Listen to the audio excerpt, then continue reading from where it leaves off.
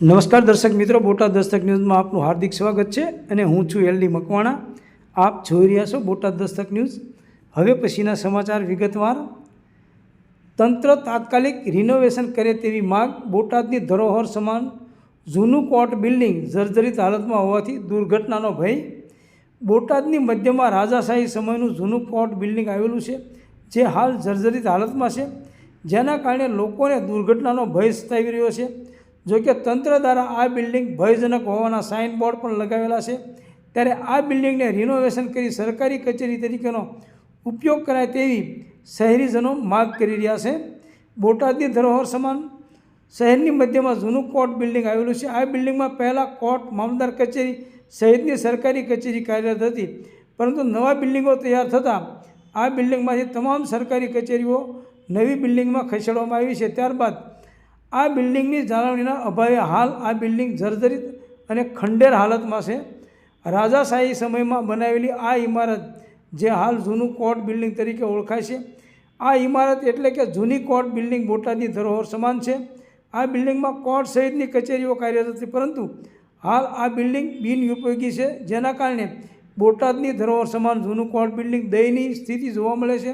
Building એકદમ ખખડધજ અને જર્જરિત થઈ ગયું છે, જેના કારણે મોટી દુર્ઘટના સર્જાય તેવા ભયના કારણે તંત્ર દ્વારા લોકોને સાવચેત કરવા માટે ભયજનક ઇમારત હોવાના સાઇનબોર્ડ પણ લખેલા છે.